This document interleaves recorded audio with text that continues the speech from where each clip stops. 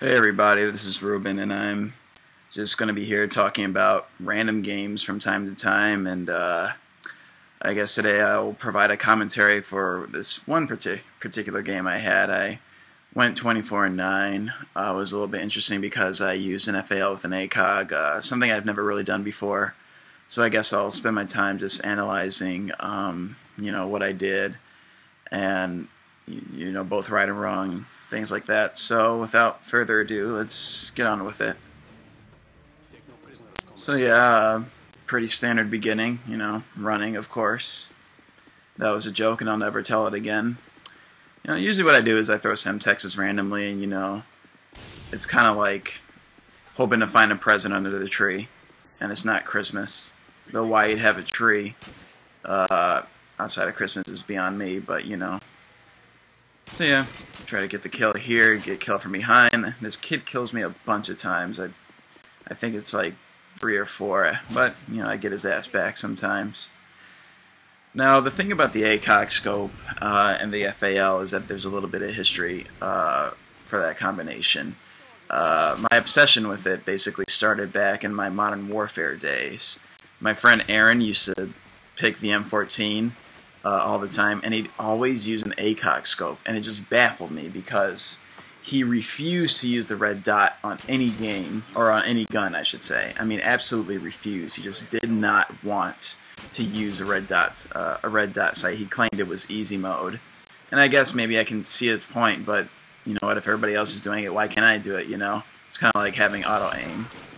Yeah, the guy dipped to the left really quickly. I probably shot an expletive when he first did it, but that's what you should be doing. See, if the ACOG, with the ACOG scope, you see I have to shoot a lot slower. Normally I have a pretty quick trigger finger, but for this game, for this gun combination, I have to make sure I choose my shots and pace my, pace my trigger points. So yeah, I did a little bit of camping here and there.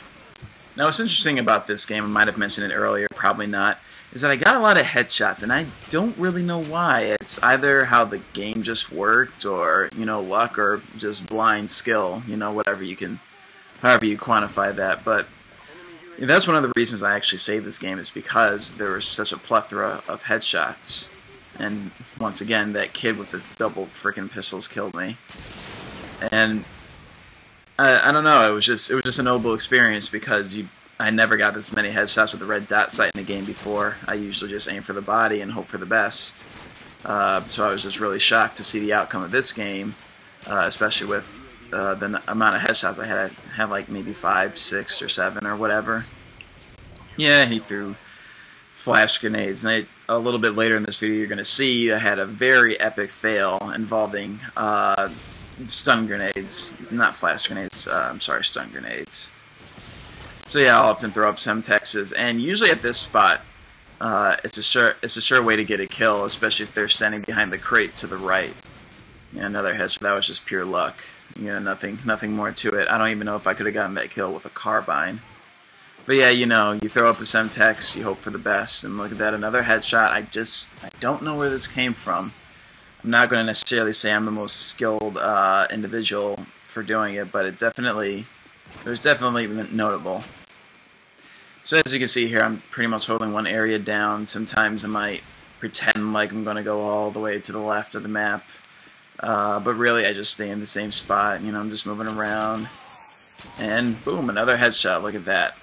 Looks like my patience in this one spot paid off. And here I did everything right, but the guy was just ready for me to go prone, I guess, so he aimed straight for the ground. I thought my Semtex could act as a claymore almost, but I misjudged the trajectory, and here's the epic fail.